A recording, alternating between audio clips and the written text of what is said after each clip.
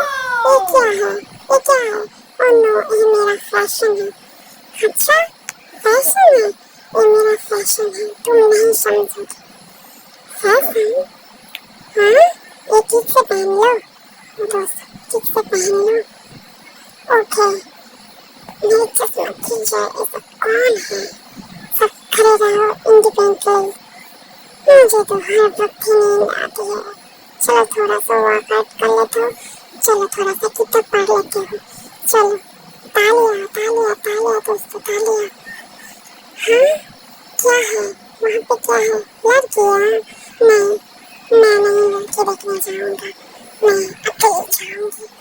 Okay, तुम जाओ लड़की ताड़ने के लिए, मैं तो नहीं जाऊँगी, मैं यहाँ पे खड़ा हूँ जमीन के साथ, तुम लोग सब चले जाओ।